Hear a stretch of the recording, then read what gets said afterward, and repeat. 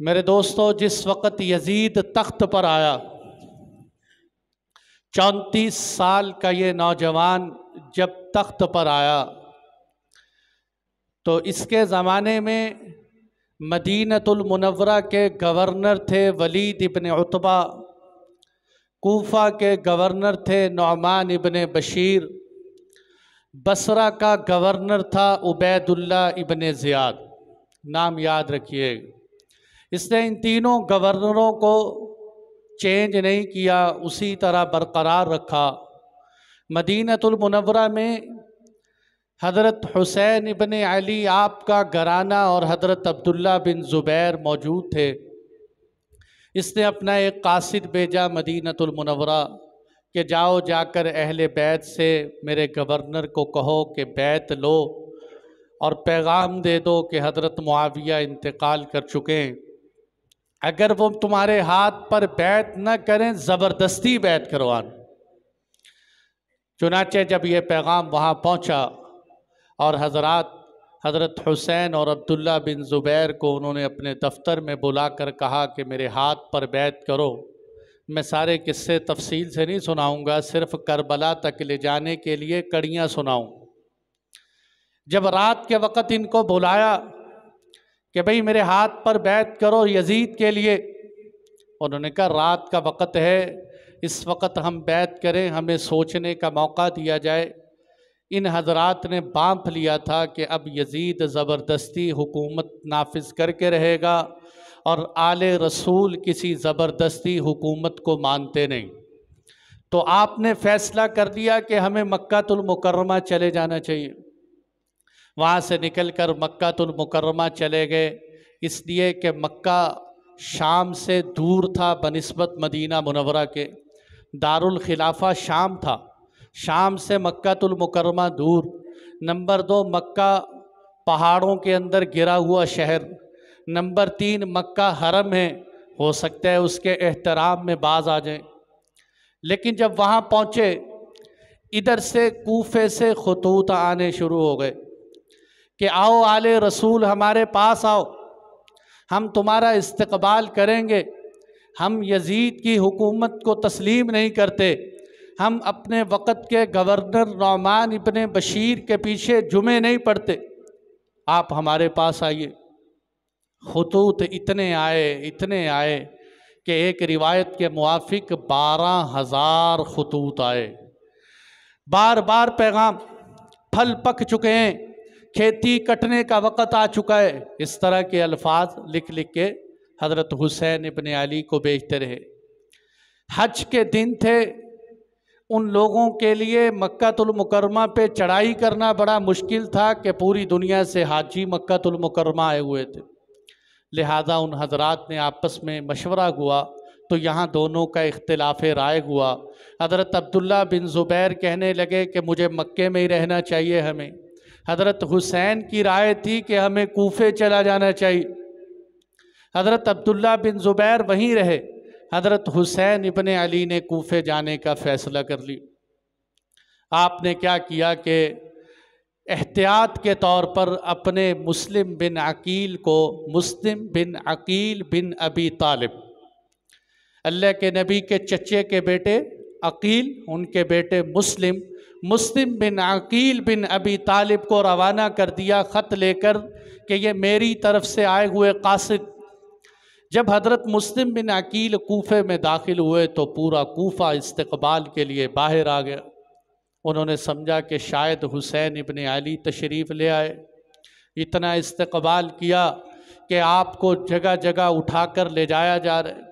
आप हानी बिन उर्वा, यह मुहिब्बे अहले बैत में से थे, आप उसके घर ठहर गए। इधर नुअमान इब्न बशीर भी सहाबी थे, दिल में अहले बैत की मोहब्बत थी, उनके ख़िलाफ़ कोई एक्शन नहीं लिया। लेकिन बदबख्त कूफियों में से किसी ने यजीद को ख़त लिखा कि ये जो तूने नुअमान इब्न बशीर गवर्नर बनाया, ये तो बड़ी नरमी कर रहे, कोई वहाँ से सख्त अमीर बना के भेजो जो इनको रोक सके।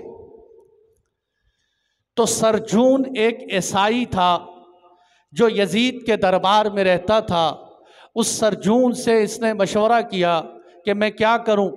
उसने कहा तुम्हें एक बदबख्त इंसान का नाम बताता हूँ जिसको उबैदुल्ला बिन ज़ियाद कहते हैं, शायद ऐसा बदबख्त माँ ने जना ना हो, तो इस आदमी को चुन, क्योंकि ये बसरा का गवर्नर है, इसको कूफा का गवर्नर भी बना दे, पूरी इराक़ की हुकूमत इसके सपुर्द कर दे। यजीद ने परवाना लिख दिया कि आज के बाद बसरा कूफा पूरे इराक़ की हुकूमत इब्ने ज़ियाद की। ये अपने चेहरे पे रुमाल डाल के जब कूफे में दाखिल हुआ तो लोगों ने समझा कि शायद हज़रत हुसैन आने वाले हैं, वो आ गए। उन्होंने इस्तकबाल किया। ये रुमाल के अंदर से झांक रहे कि यहाँ तो सारी मोहब्बत ही हज़रत हुसैन की फैल चुकी और मैं यहाँ आया हूँ। ये जाकर नौमान इब्ने बशीर को माजूल करके उसकी जगह हुकूमत संभाली, संभाल कर ऐलान कर दिया कि मैं बड़ा बदबख्त और सख्त इंसान हूँ, तुम मेरी सख्ती को जानते हो, इसलिए मुस्लिम बिन अकील को मेरे हवाले कर दो।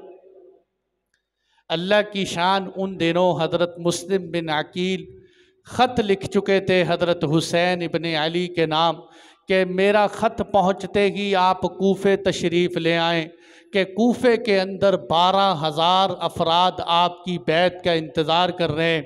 आप जैसे ही आएंगे तो ये सारा निज़ाम सियासत बदल जाए। ख़त लिख दिया हज़रत हुसैन इब्ने अली, और कूफे से लेकर मक्कातुल मुकर्रमा तक 30 मंजिलों का सफ़र था। कम से कम 4 हफ्ते सवारी पर सवार होकर सफ़र में लगते थे।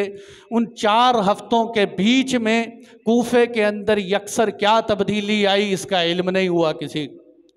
जब कूफे के हालात बदले, इब्ने ज़ियाद की सख्ती से कूफे वाले डरे, उनकी पुरानी फितरत सामने आ गई। पुरानी फितरत क्या थी कि हज़रत अली से मोहब्बत के दावे करते थे, जब लड़ाई होती हज़रत अली का साथ छोड़ देते थे। हज़रत आज जहाँ मुस्लिम बिन अकील से मोहब्बत की 12,000 अफराद, जब इब्ने ज़ियाद ने ऐलान किया और हानी बिन उर्वा को गिरफ़्तार कर लिया, हज़रत मुस्लिम बिन अकील उनको छुड़ाने के लिए बाज़ार में आए, तो कितने अफराद को लेके निकले? 4,000 अफराद को निकले उबैदुल्ला बिन ज़ियाद का मुकाबला करने के लिए। इब्ने ज़ियाद डर गया कि इतनी बड़ी फ़ौज का मुकाबला मैं कैसे करूं। लेकिन क्या हुआ कि जब बाज़ार में गए तो कोई इधर निकल गया, कोई उधर निकल गया, करते कराते सिर्फ गिनती के चंद अफराद हज़रत मुस्लिम बिन अकील के साथ रह गए। यहाँ तक कि जब मगरिब की नमाज का वक़्त हुआ तो हज़रत मुस्लिम बिन अकील कूफा की गलियों में अकेले ही खड़े रहे। कोई आदमी उनको घर का रास्ता दिखाने वाला नहीं, खाने पीने के लिए कोई चीज़ सामान देने वाला नहीं। आप जो है गलियों में इधर उधर, एक औरत अपने घर ले गई, उसने अपने घर ठहराया। बदकिस्मती से उसका एक बेटा वो इब्ने ज़ियाद के दरबार के मोहम्मद बिन अशअस का साथी था। उसने जाके वहाँ शिकायत लगा दी कि मुस्लिम बिन अकील तो हमारे घर में गिरफ़्तार, इन्होंने 70 आदमियों का काफ़िला बेचकर मुस्लिम बिन अकील पे जब हमला किया। आप जिस घर में थे, यकीन माने तारीख़ बतलाती है कि जब ये 70 आदमियों ने उनके घर पे धावा बोला, अकेले मुस्लिम बिन अकील ने 70 के 70 को पीछे धकेल। ये 70 आदमी मुस्लिम बिन अकील का मुकाबला नहीं कर सके, ज़ख़म खाते रहे, चूर होते रहे, लड़ते रहे, लेकिन पीछे नहीं हटे। तो उन्होंने समझ लिया कि ये शहीद तो हो सकते हैं, हमारे हाथ नहीं लग सकता। तो एक बदबख्त कहने लगा, मोहम्मद बिन अशअस, मैं तुम्हें अमन देता हूँ, अपने आप को मेरे हवाले कर दे, मैं तुझे अमन अमान दिलवा दूँ। हज़रत मुस्लिम बिन अकील ने कहा चलो ठीक। लेकिन जब आपको ले जाने लगे, आपके हाथ से तलवार छीन ली, आपको हथकड़ियाँ लगा दी। हज़रत मुस्लिम बिन अकील रोने लगे।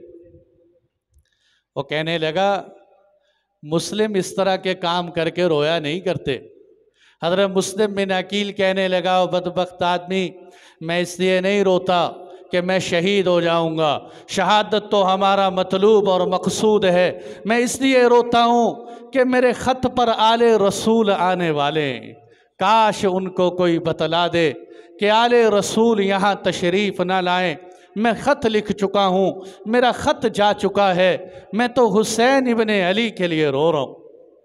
आपको ले जाया गया और ले जाकर, लंबा किस्सा है, आपको छत के ऊपर जाकर उस बदबख्त ने शहीद कर दिया, आपके सर को तन से जुदा कर दिया। हानी बिन उर्वा को पकड़ा, उसका भी सर तन से जुदा कर दिया कि इसने मुस्लिम बिन अकील को अपने घर में क्यों पनाह दे रखी थी। इन दोनों को शहीद करके पूरे कूफा पर पहरा लगा दिया कि कोई खबर अंदर की बाहर ना जाए, पता न चल जाए कहीं कि अंदर के हालात बदल गए। इधर से जब आप निकल पड़े, बहुत से सहाबा से आपकी मुशावरत हुई, सहाबा ने आपको रोका कि नहीं, हमारे ख्याल में कूफा नहीं जाना चाहिए। हज़रत अब्दुल्ला बिन अब्बास की राय अहलुल बैत में से कहने लगे कि नहीं, आपको वहाँ नहीं जाना चाहिए, उनका अमीर वहाँ मौजूद है, उन्होंने अपने अमीर को कूफे से नहीं निकाला, उन पे अमीर उनका टैक्स लेता है, लिहाजा वो लोग ख़तरनाक हैं, बेवफा लोग हैं, आपको वहाँ नहीं जाना चाहिए। फिर अगले दिन हज़रत इब्ने अब्बास फिर आ गए कि ना जाओ, अगर जाना ही है तो अहले बैत को साथ लेके ना जाओ, मुझे डर है कि कहीं उस्मान गनी की तरह उनके घर वालों के सामने आपको भी शहीद न कर दिया जाए।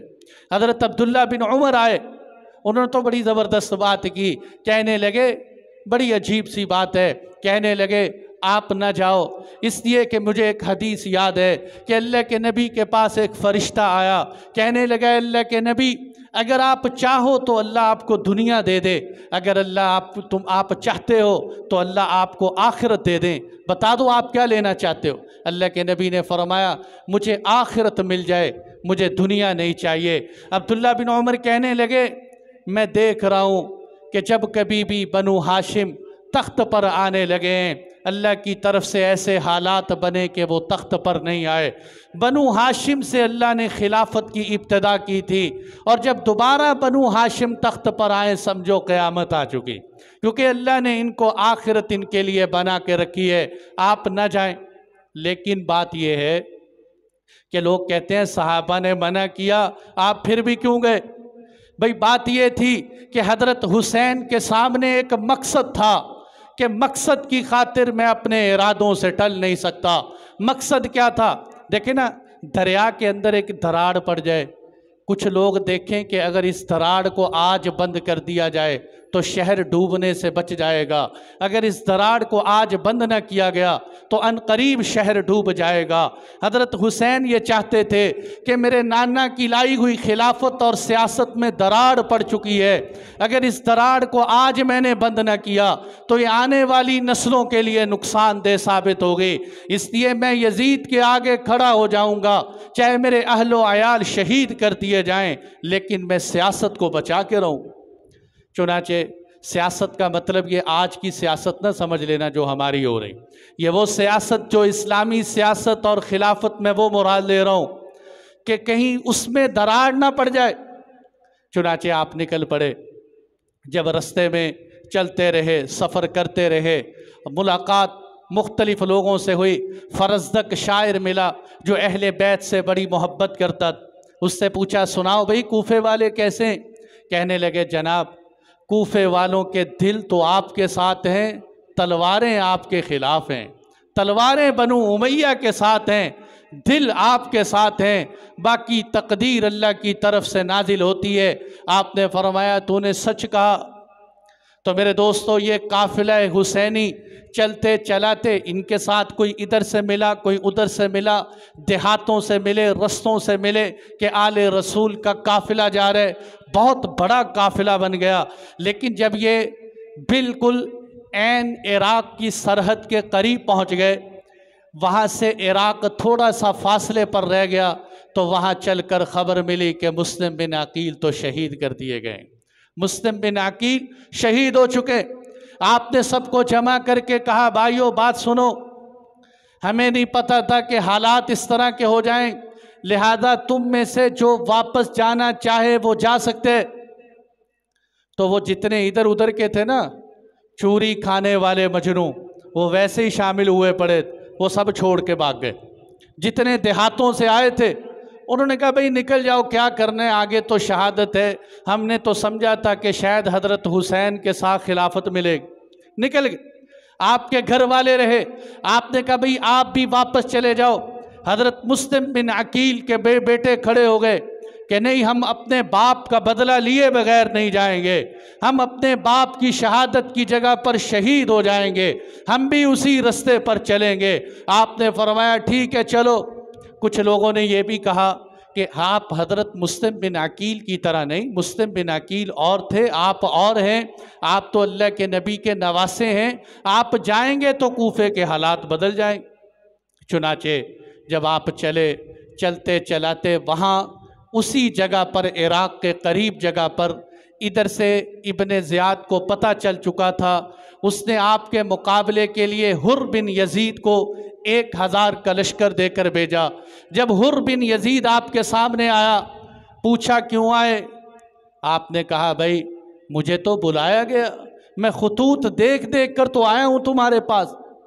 वो कहने लगा नहीं नहीं, तुम क्यों खतूत देख कर आए, बताओ कौन है खतूत वाला, कि मुझे ये इतने खतूत। आपने सारे खतूत निकाल कर उसे दिखाए कि ये देखो कूफे वालों के खतूत जो मेरे पास आए। लेकिन मेरे दोस्तों, इसी बहस के अंदर पीछे से उमर बिन साद आया। ये नाम याद करते रहें ताकि करबला की कड़ियाँ जुड़ती रहें। मैंने आपको पहले कहा कि मेरा मकसूद रास्ता सुनाना नहीं, मैं करबला के मैदान तक ले जाना चाहता हूँ कि मैं आपको वो सुनाऊँ। यहाँ तो सिर्फ कड़ियाँ जोड़कर मैं वहाँ तक पहुँचा रहा हूँ। उमर बिन साद आ गया, उसको भी फ़ौज देकर भेजा। उमर बिन साद से कहा कि अगर तू हुसैन इब्ने अली का मुकाबला करेगा तो मैं तुझे तेहरान की हुकूमत दे दूँगा, अगर तूने उसका मुकाबला न किया तेरा घर जला दूँगा, तेरी हुकूमत को ख़त्म कर दूँगा और तुझे नेस्तो नाबूद कर दूँगा।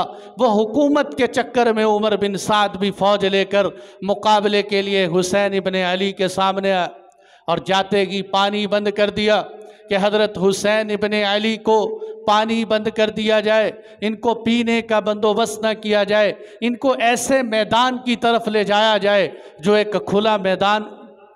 तो चलते चलाते शाम के रास्ते की तरफ, यहाँ से कूफे से अगर शाम की तरफ जाएं तो रास्ते में करबला आती। करबला की उस ज़मीन पर जब ये हज़रात पहुँचे हैं, वहाँ गए हैं, तो उसने कहा ये जगह ठीक, यहाँ रहें।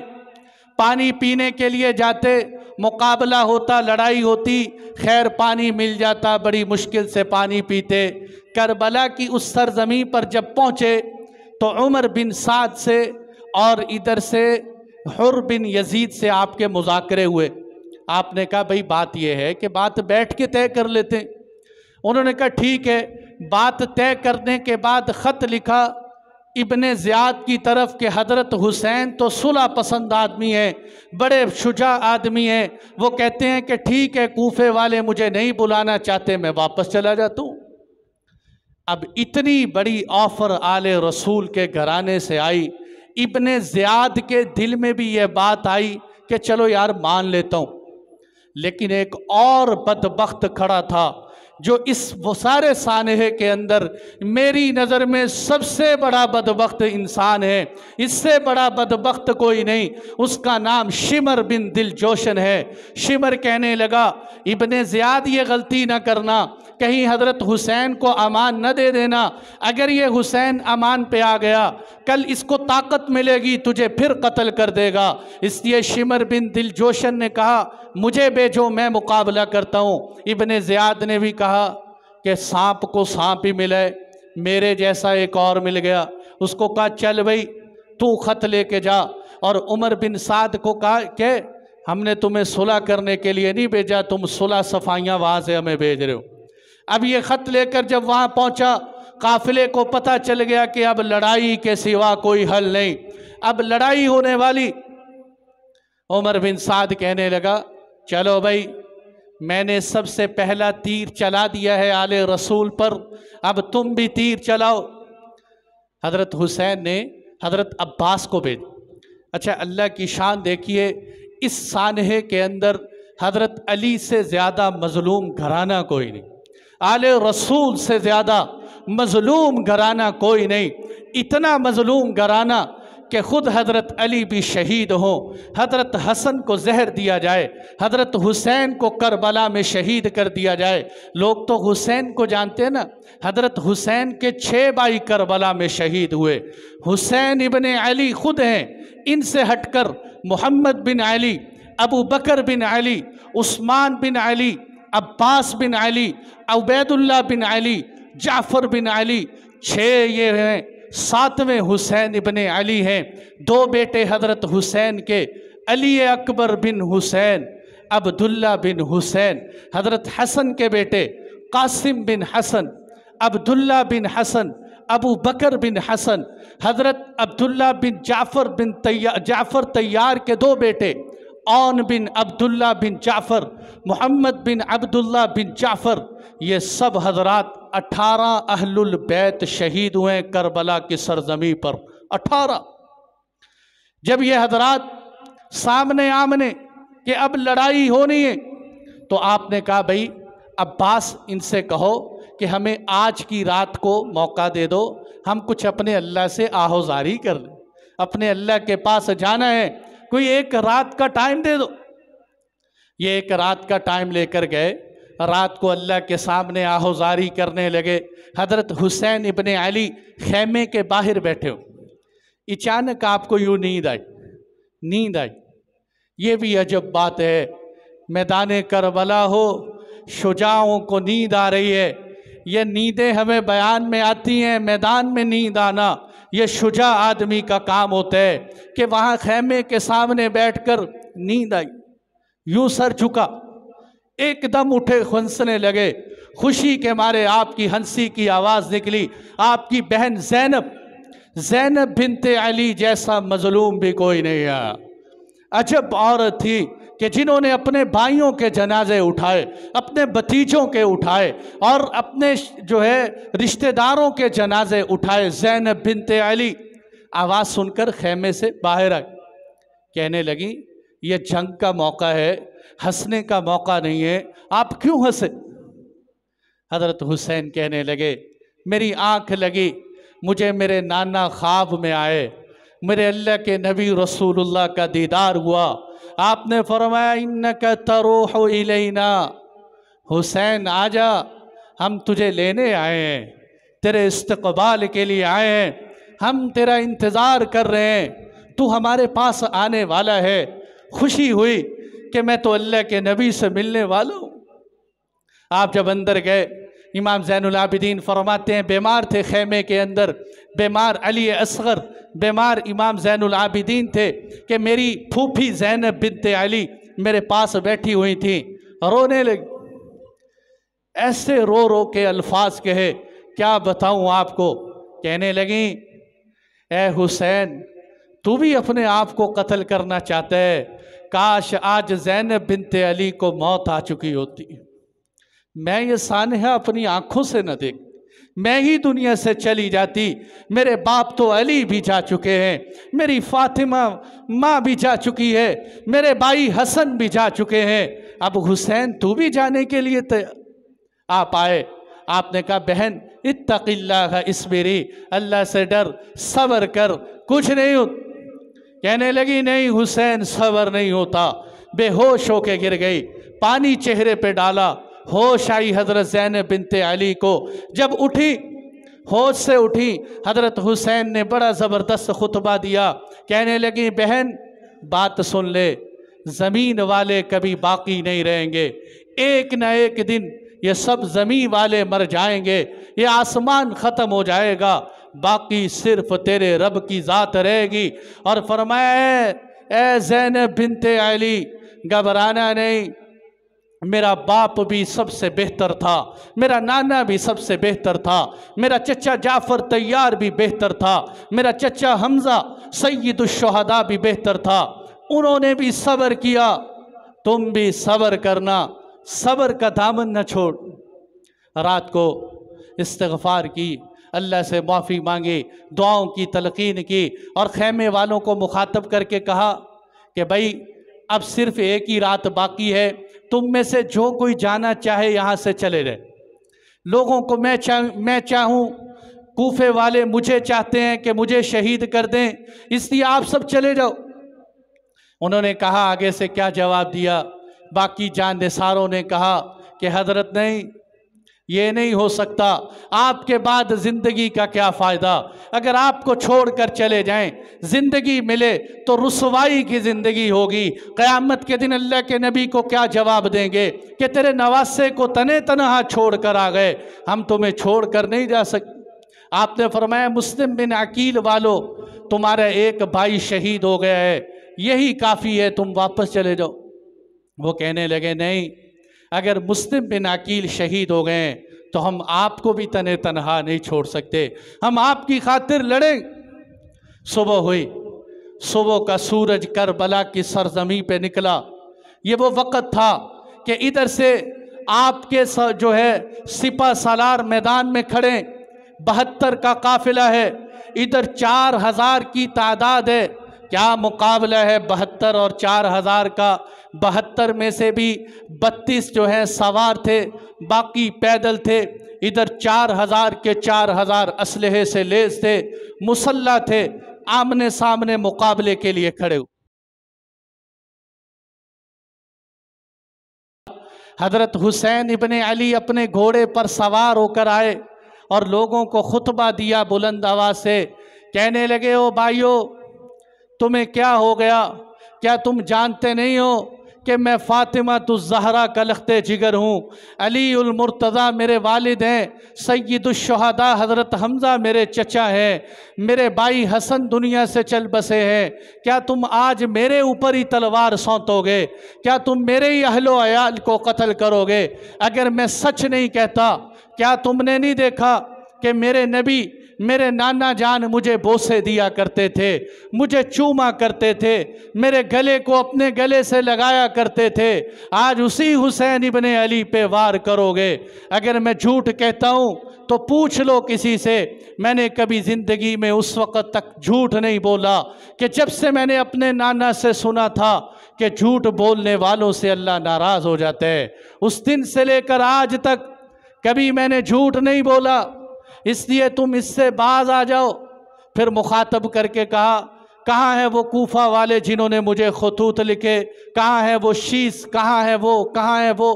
कोई भी जवाब नहीं दे। आप वापस आ गए। मैंने जैसे बताया कि आपके दाएं काफिले का सिपा सालार था ज़ुहैर बिन कैन, बड़े दलेर आदमी, अपने घोड़े पर हथियार पहनकर कहने लगे, अना बुनुल कैन, मैं कैन का बेटा ज़ुहैर हूँ, व अज़ूदुकुम बिस्सैफ़ अन हुसैन, जब तक मेरे पास तलवार है मैं तुम्हें हुसैन के करीब नहीं आने दूँ।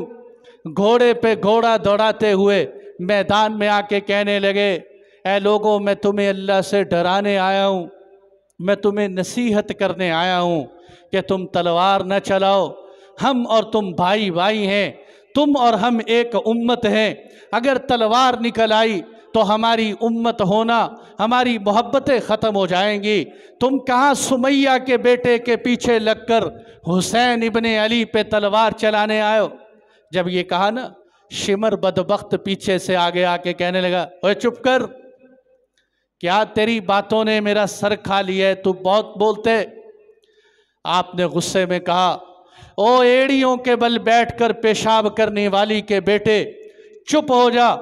और जानवर, ये अल्फाज हैं, ए जानवर किस्म के इंसान, तुम इस जानवर की वजह से अल्लाह के नबी के नवासों पे तलवार उठाते हो। फिर आपने फरमाया, सदक़ल्लाहु व रसूलुहु, अल्लाह और अल्लाह के रसूल ने सच फरमाया। सच क्या फरमाया? कि फरमाया था, मेरे नवासे को एक ऐसा आदमी कत्ल करेगा, मेरे नवासे को एक ऐसा आदमी कत्ल करेगा जो चतकुबरा होगा, जिसके चेहरे पे बरस के निशान होंगे। वो एक ऐसा कुत्ता होगा जो मेरी औलाद का खून पी जाए। ये अल्लाह के नबी के अल्फाज थे कि मेरे नबी ने सच फरमाया था। यही वो शिमर बदबख्त है जिसके बारे में मेरे नबी ने मुझे पेशन गोई की। आप डराते रहे लोगों, लेकिन लोगों की समझ में कुछ ना आया। अच्छा, अब जब लड़ाई शुरू होने लगी तो लड़ाई में उबैदुल्लाह बिन उमर अल-कल्बी, ये एक देहाती कूफे का रहने वाला, इसको पता चला कि आले रसूल मैदान जिहाद में लड़ रहे हैं, तो ये मोहब्बत के मारे अपनी बीवी को वसीयतें करके घर से जाने लगा। बीवी कहने लगी, ऐसे ना जाना, मुझे भी साथ ले चलो, मैं भी अल्लाह के नबी के नवासे की खातिर खून बहाना चाहती हूँ। जब ये गए ना, अभी आमने सामने होने वाले अहले बैत के इस काफिले में जान निसारों में सबसे पहले शहीद होने वाले मुस्लिम बिन औसज और अहले बैत में सबसे पहले शहीद होने वाले अली अकबर बिन हुसैन, ये शहीद हुए। लेकिन जब लड़ाई सामने आमने होने लगी, यह उबैदुल्लाह बिन उमर जाके कहने लगा, जनाब मुझे मौका दीजिए, मैं आपकी खातिर लड़ के शहीद होना चाहता हूँ। आपने फरमाया जाओ भाई। यह उबैदुल्लाह बिन उमर जब मैदान में निकला, उधर से सालिम और यसार आए, आपस में लड़ाई हुई, आपने सालिम और यसार की गर्दन उड़ाई। तीसरा मैदान में आया, आपकी बीवी डंडा लेकर दौड़ती हुई उम्मे वहाब उससे लड़ने चली। हजरत हुसैन पीछे से कहने लगे, बहन तुम वापस आ जाओ, औरतों पे जिहाद नहीं है। वो कहने लगी, नहीं नहीं, मैं भी आपकी खातिर लड़ना चाहती हूँ। एक तरफ ख़वातीन लड़के शहादत में अपना नाम लिखवा रही, दूसरी तरफ कितने बड़े बड़े बदबख्त लोग खड़े हैं कि जिन पे ऊपर कोई खुतबा असर नहीं कर। अच्छा, आपका ये खुतबा सुनकर वो जो सबसे पहले हुर बिन यजीद जो आपको रोकने के लिए आया था, उसने अपने घोड़े को एड़ लगाई और हज़रत हुसैन के काफ़िले में आके खड़ा हो गया। कहने लगा, ओ जालिमो, मैं तुम्हारा साथ देकर क़यामत के दिन अल्लाह के नबी के सामने शर्मिंदा नहीं होना चाहता। तुम तो ऐसे इंसान हो कि ये दरियाए फुरात का पानी जो कुत्ते भी पीते हैं, खिंजीर भी पीते हैं, ये दरिया का पानी जो ईसाई और यहूदी भी पीते हैं, तुमने आले रसूल पर यही पानी बंद कर दी। तुम आले रसूल को यही पानी नहीं पीने देते। हुर बिन यजीद आकर आपकी फौज में सफ में खड़ा हो गया और हजरत हुसैन की तरफ से लड़ते लड़ते शहीद हो गए। खातिमा ईमान पर मांगो। यजीद के काफिले की तरफ से आया था, हुसैनी बनकर दुनिया से चला गया है। हाँ, नबियों का ताजदार है, नाना हुसैन का अफजल है कुल जहां से, घराना हुसैन का। एक पल की थी फ़कत हुकूमत यजीद की, एक पल की थी फ़कत हुकूमत यजीद की, सदियां हुसैन की हैं ज़माना हुसैन का। हुसैनी बनकर उठ गया, हुसैनी काफिले में अपना नाम लिखवा गया और हुर बिन यजीद शहीद होकर चला गया। मुस्लिम बिन औसज जब उन्होंने देखा कि लड़ने के लिए इनसे तो मुकाबला करना हमारा काम नहीं, तो उमर बिन साद कहने लगा, तीर चलाओ, इनको घोड़ों से नीचे करो। उन्होंने तीर चलाए, सब अहले बैत के जान निसार घोड़ों से नीचे उतर आए। अब ये पैदल हो गए और आपस में कहने लगे, यकबारगी हमला किया जाए। मुस्लिम बिन औसज के कंधे पर तलवार लगी, यूं ज़मीन पर गिरे, दूसरे आदमी ने तलवार का वार किया, आपके सीने से पार निकल गया। जैसे ही गिरने लगे, हज़रत हबीब बिन मुताहिर कहने लगे, अब शीरी बिल जन्ना, ऐ मेरे भाई तुझे बशारत हो जन्नत की, तू जन्नत में चला गया।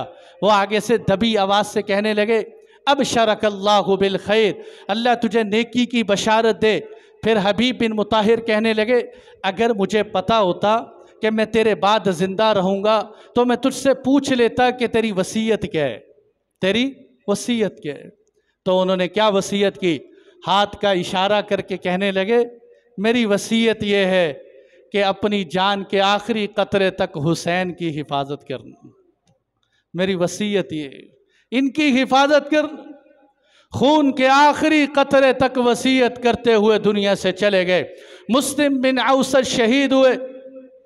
हजरत हबीब बिन मुताहिर मैदान में आए, लड़ते रहे, अना हबीबुन व अना इब्नु मुताहिरिन, मैं हबीब हूँ, मैं मुताहिर का बेटा हूँ, मैं हजरत हुसैन के सामने लड़ूंगा। वो लड़ते रहे। ज़ोहर की नमाज का वक़्त आ, ज़ोहर की नमाज का वक़्त आ। आपने कहा, हबीब इनसे कहो शिमर की फ़ौज से हमें ज़ोहर की नमाज पढ़ने दो। न पढ़ते हुसैन इब्ने अली नमाज, नहीं, वो करबला की कैसी मुक़द्दस सरज़मी है जिस पे हुसैन ने खून से लथपथ हो के सजदा किया हो। कैसा सजदा है 1400 सालों में ऐसा खून से लथपथ सजदा नहीं आया। पैगाम देना है कि ऐ फैसलाबाद वालो, ऐ 7 बर्रे आज़म वालो, मैं नबी मोहम्मद मुस्तफ़ा का नवासा होकर, जन्नत के नौजवानों का सरदार होकर, खून में लथपथ होकर नमाज नहीं छोड़ रहा। और तुम तो दुकानों की वजह से नमाज छोड़ देते हो, तुम दोस्तों की वजह से नमाज छोड़ देते हो, तुम घर की महफिल की वजह से नमाज छोड़ देते हो, फिर कहते हो हम हुसैनी। हुसैनी नहीं हो। हुसैनी वो हैं कि जिन्होंने करबला की सरजमी पे सजदा करके 7 ज़मीनों को ठंडा कर दिया। आले रसूल ने वहाँ सजदा दिया कि दीन जिंदा होता है करबला के बाद, कि करबला में सजदा किया है खून से लथपथ होके। वो आगे से बदबख्त कहने लगा तुम्हारी तो नमाज नहीं होती। हबीब बिन मुताहिर कहने लगा लानत हो तेरे ऊपर, उस घराने की नमाज नहीं होती जिसके तुफैल नमाज मिली, जिसके तुफैल नमाज मिली उन्हीं की नमाज नहीं होती। जोहर की नमाज पढ़ी, सलातुल खौफ पढ़ी, पता नहीं किस चीज़ से पढ़ी होगी, पानी तो था नहीं, खून से वुज़ू किया होगा या तयम्मुम किया होगा। करबला की सरजमी पर यूं ही जोहर की नमाज पढ़ी कि तीर और तलवार के साए तले तीर बरस रहे हैं, तीरों के छाव में हुसैन इब्ने अली करबला में सजदा कर रहे हैं। और भाइयों, करबला को अफसाना ना बनाओ कि 10 मुहर्रम को सिर्फ करबला करबला, आगे पीछे हुसैन की तारीख भूल जाओ। याद रखो कि हज़रत हुसैन ने, अगर मेरे दोस्तों हज़रत हुसैन करबला में नमाज छोड़ देते, अल्लाह की कसम जो अल्लाह ने उनको जन्नती होने की अल्लाह के नबी ने बशारत दी थी, उससे महरूम ना होते। लेकिन इस उम्मत को पैगाम देना था कि तुम क्यों नमाज छोड़ देते हो, तुम क्यों बहाने बहाने से सजदे से उज़र करते हो कि पढ़ी नहीं जाती, दिल नहीं करता, टाइम नहीं मिला, फजर छोड़ दी, ज़ोहर छोड़ दी, असर छोड़ी, मगरिब छोड़ी, इशा छोड़ी। क़यामत के दिन हज़रत हुसैन अल्लाह के नबी के दरबार में खड़े होंगे, ए नाना जान मैंने खून देकर तेरा सजदा न छोड़ा। ये तेरी उम्मत है जो दुकानों पे बैठ के सजदे छोड़ के आ गई, ये बाज़ारों में बैठ के सजदे छोड़ के आ गई, मस्जिद में अजान होती है पता ही नहीं कि अजान हुई है कि नहीं हुई। ये करबला की मैदान में हज़रत हुसैन नमाज पढ़ रहे। जब ज़ोहर की नमाज अदा हुई, नमाज के बाद अब तो चंद जान निसार बाकी, ज़ुहैर बिन कैन वो आगे बढ़े, लड़ते लड़ते वो शहीद हो गए। हबीब बिन मुताहिर आगे बढ़े, लड़ते लड़ते वो शहीद हुए। आपके सारे जान निसार शहीद हो गए, सिर्फ आपका घराना बाकी रहा। जब आपका घराना, अब हज़रत हुसैन इब्ने अली खड़े, अली अकबर बिन हुसैन, हज़रत हुसैन के सबसे बड़े बेटे, कहने लगे कि जनाब चचा जान, मुझे अब्बू जान, मैं आपके आगे जाना चाहता हूँ, मैं सबसे पहले लड़ना चाहता हूँ। तलवार हाथ में लेकर ये शेर पढ़ते हुए मैदान में आए, अना अली इब्नुल हुसैन इब्नु अली, मैं अली हुसैन का बेटा, हुसैन अली के बेटे हैं। मैं ये कहकर तलवार लेकर मैदान में आए। लड़ते लड़ते अली अकबर भी शहीद हो गए। सबसे पहले अहले बैत में जो शहीद हुए वो अली अकबर। अच्छा, अहले बैत के घराने में से एक सबसे खूबसूरत बच्चा कासिम बिन हसन, बहुत खूबसूरत, इतना खूबसूरत था कि करबला के सानहे में एक रावी खुद कहते हैं कि मैंने देखा एक खूबसूरत सा नौजवान मैदान में आया, यूं लगा जैसे चांद ज़मीन पर उतर आया, इतना हुस्न। कासिम बिन हसन जब तलवार लेकर मैदान में आए, तस्मे आपके, रावी कहते हैं मुझे ये भी याद है कि आपके जूते का एक का तस्मा खुला हुआ था। तलवार लेकर जब आगे आए तो एक बदबख्त ने यूं वार किया, गिरे, गिरते हुए कहने लगे या अम्मा, आए मेरे चचा। हज़रत हुसैन को बुला के गए, आए मेरे चचा। हज़रत हुसैन रज़ी अल्लाह अन्हु ज़ख्मी शेर की तरह उठे और वार किया उस आदमी पर, उसकी उंगलियां काट दी। उसको पीछे धकेला। जब आकर अपने बच्चे को उठाया, भतीजे को सीने से लगाया, देखा कि कासिम बिन हसन तड़पते तड़पते जान दे चुके। सीने से लगाकर रोने लगे, कहने लगे मेरे भतीजे मुझे माफ़ कर देना, आज तेरा चच्चा बड़ा बेबस हो चुका है। तूने मदद के लिए पुकारा पर मैं तेरी मदद को नहीं आ सका, मैं क्या कर सकता हूँ, बेटा माफ़ कर देना। क़यामत के दिन ये लोग तेरे नाने को जाकर क्या मुंह दिखाएंगे।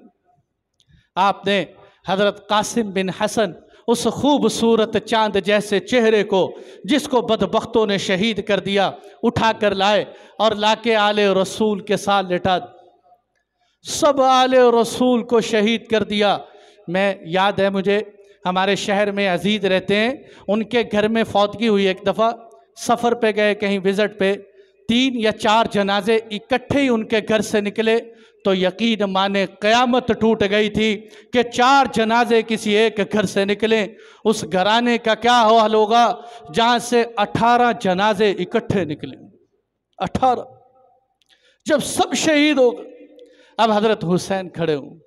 आपको शहीद करने की ज़रूरत नहीं, जिसके सामने इतने अफराद शहीद कर दिए जाएं, अब उसको शहीद करने की क्या ज़रूरत। लेकिन आप खड़े, कहते तारीख़ ने यह भी अजीब सानहा देखा कि एक आदमी जिसके सामने इतने अफराद शहीद कर दिए जाएं, उसमें अब भी इतनी हिम्मत हो कि वो तलवार लेके खड़ा हो दुश्मन के सामने, अब भी खड़ा हो। जब आगे बढ़कर एक आदमी ने आपका मुकाबला किया, पीछे धकेल दिया, सब ने मिलकर मुकाबला किया, तीर चलाए आपके जिस्म पर। 33 से ज़ायद तीरों के ज़ख्म हज़रत हुसैन के सीने पर लग। जब एक आदमी और आगे बढ़ा, ज़ुरआ बिन तमीमी, जिसने आपके सीने पे नेज़ा रख के दबा दिया, आपके सीने से वो पार निकल गया और आप यूं गिरने लगे। अब सब पीछे हट रहे, किसी में इतनी हिम्मत नहीं कि आगे बढ़कर हज़रत हुसैन को कुछ कर सके। पीछे से शिमर बदबख्त कहने लगा, और तुम्हारा नाश हो, एक आदमी से डरते हो, आगे बढ़ो, आगे बढ़ो और हज़रत हुसैन की गर्दन भी काट दो। तलवार लेकर हज़रत हुसैन की उस गर्दन पर भी तलवार चली, जहाँ मेरे नबी के होंठ लगा करते, जहाँ अल्लाह के नबी बोसे लिया करते, जिनको अल्लाह के नबी चूमा करते। क्या फातिमा, मेरे बेटे हसन को ना, हुसैन को रुलाया ना कर, जब ये रोते हैं मुझसे देखे नहीं जाते। क्या पता था कि जिन नवासों से नबी ने इतना लाड लड़ाए, ये उम्मत उन्हीं को ज़िबा करके रख दी। सिर्फ 50 साल गुजरे मेरे नबी को जाने के बाद, 61 हिजरी, 50 साल बाद नबी की सारी आल को ज़िबा करके रख दी। आपके शिमर ने जब ये कहा तो सिनान बिन अनस या एक रिवायत के मुआफिक खौली आगे बढ़ा और आपकी गर्दन काट दी, आपके सर को तन से जुदा कर दिया। यूं हुसैन इब्ने अली करबला के मैदान में अपने 18 अहले बैत के साथ अल्लाह के यहाँ रवाना हो चुके। हज़रत ज़ैनब, एक अजब मरसिया है, हज़रत ज़ैनब घर से निकली, उस खेमे से निकली, जब उनकी नज़र पड़ी ना कि सब शहीद हो चुके, कोई दफनाने वाला नहीं, यजीदियों के काफिले को दफनाने वाले हैं, इनको कोई दफनाने वाला भी नहीं, और आले रसूल यूं मैदान में पड़े हुए। तो उसने देख कर एक मरसिया कहा, अजब मरसिया था। मुअर्रिखीन लिखते हैं कि ज़ैनब बिनते अली का ये मरसिया सुनकर वो कूफे के बदबख्त भी रोए,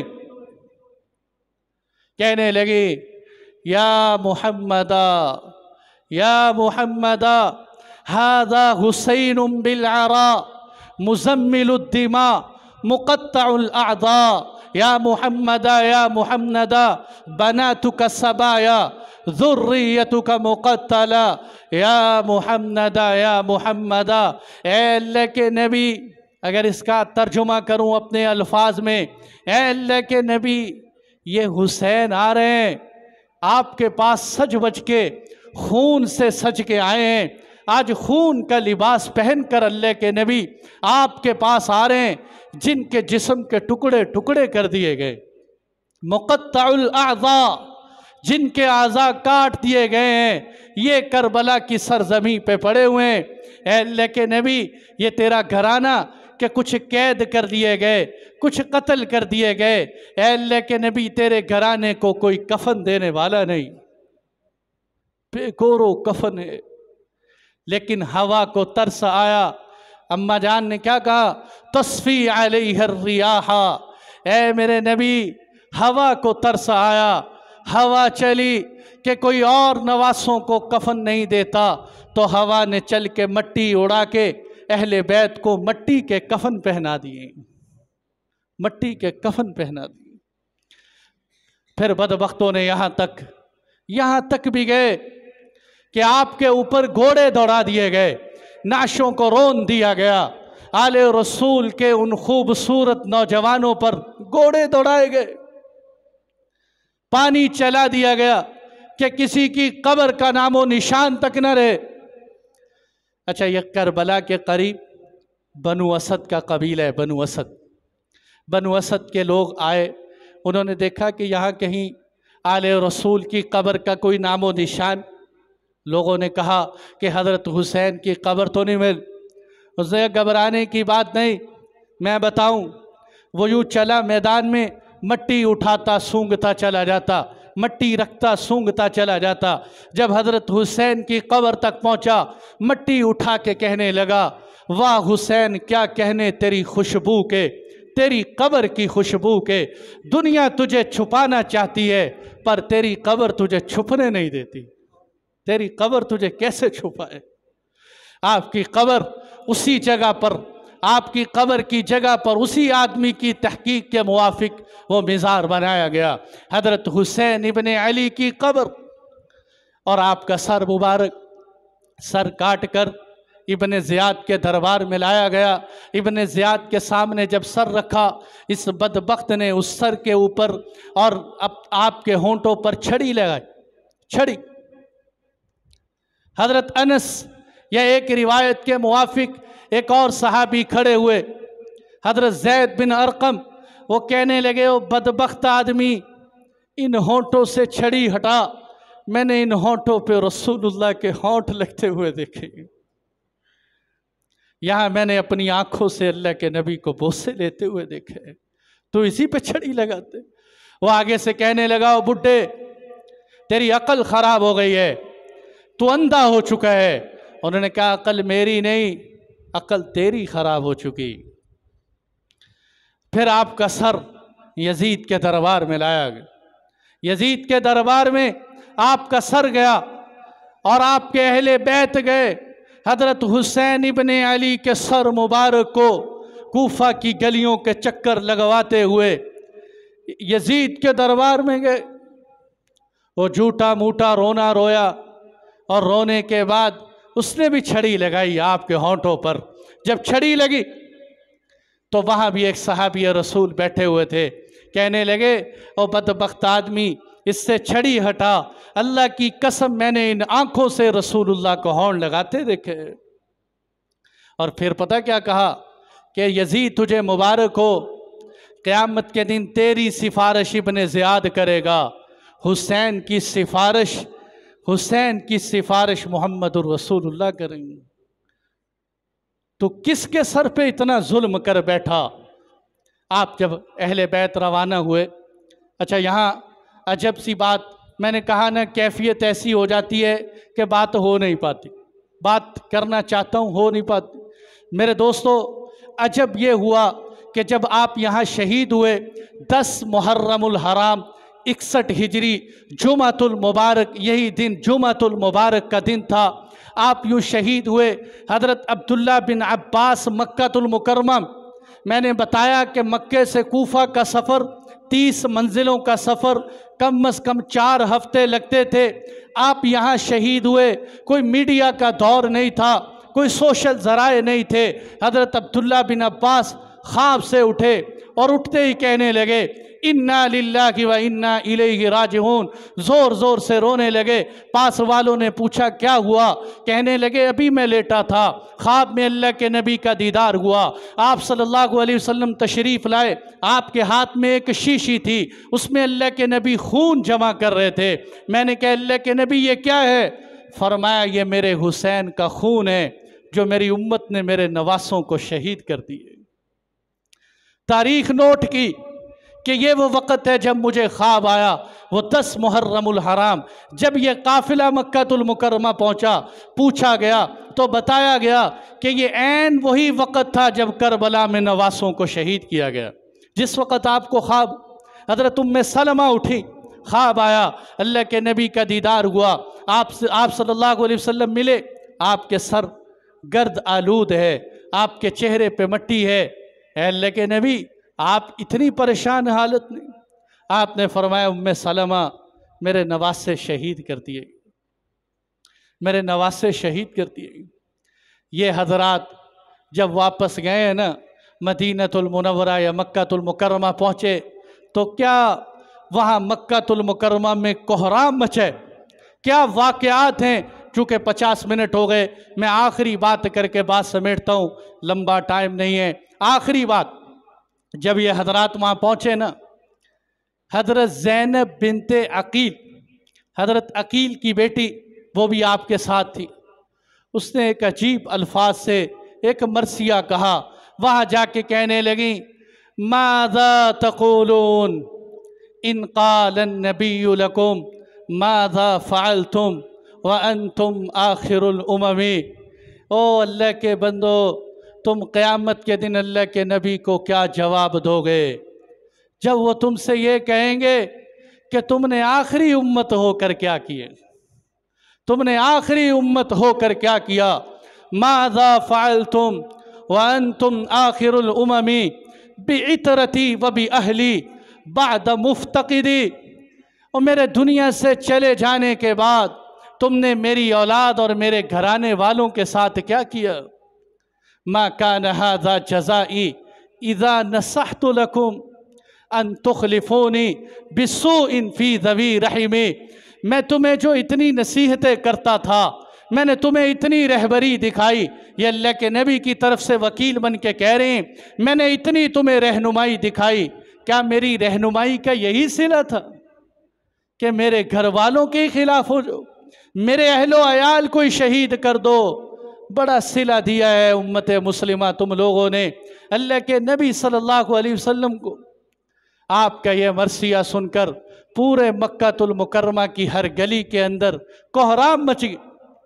इसलिए मेरे दोस्तों, बहुत बड़ी शहादत पेश आई है। ये शहादत हमें ये पैगाम देती है कि सच्चे हुसैनी बनना है तो कभी जालिम न बनो, कभी जालिम न बनो, जालिम का साथ न दो, मजलूम बन जाओ। अजब जंग लड़ी है हुसैन ने यजीद से, अजब जंग लड़ी है हुसैन ने यजीद से। हो इससे बढ़ के जीत क्या, यजीद था हुसैन है। इससे बढ़ के जीत क्या, यजीद था हुसैन है। आज भी हम मिंबरे रसूल पे बैठकर हुसैन इब्ने अली के तज़किरे करते हैं, ये सबसे बड़ी जीत है। जालिम न बनो, मजलूम बन जाओ, जालिम का कभी साथ न दो। हुसैनी बनने नमाजी बन जाओ, नमाज न छोड़ो। हुसैनी बनने रिश्वत न लो, रिश्वतें लेना कूफा वालों का तरीक़ा था। हुसैन इब्ने अली रिश्वत लेने वाले नहीं थे। कोई हक नहीं है उस बंदे को हुसैनी कहने का जो सारा साल रिश्वत खाता हो, जो हराम का आदी हो, जो जिना का आदी हो, जो झूठ बोलने वाला हो, जो बेहयाई के काम करने वाला हो। इसलिए कि अल्लाह की कसम हुसैनी वो थे जो हयादार थे, जो सच के पैकर थे, जो वफा वाले थे, जो नबी की नमाज को निभाने वाले थे। आज उम्मत आसान से होंठ हिला के कह देती है और मुझसे झूठ नहीं छोड़ा जाता, मैं कमाऊं, मैं हराम न खाऊं तो अपनी औलाद को कहाँ से खिलाऊं। तो तुम्हें शर्म नहीं आती आले रसूल के घराने को देखकर कि जिन्होंने सारे का सारा लौटा दिया और तुम ये कहते हो कि मैं हराम छोड़ दूं तो औलाद को कहाँ से खिलाऊं। इसलिए भाइयों, पैगाम है, ये 9-10 मुहर्रमुल हराम है, बहुत बेहतरीन मौका है। इसी जुमे के मौके पर नियत करके उठो मेरे सब भाई, नियत करके उठो कि अल्लाह करे मैंने ये करबला का वाक़या किसी की तारीफ़ सुनने के लिए नहीं किया, अल्लाह की रज़ा के लिए, क़यामत के दिन अल्लाह के नबी की सिफारिश के लिए किया है। आप सबको भी अल्लाह के नबी की सिफारिश मिले, हमें भी मिले। इसलिए भाइयों, आज नियत करके उठो, खुदा के वास्ते नियत करके उठो। अपने इस मुल्क को संवारने तो हुसैनी बनेंगे। सब नियत करो कि आज तक जो हुआ सो हुआ, आज के बाद मैं कभी नमाज नहीं छोड़ूं। नियत करते हो ना? नियत करते हो भाई?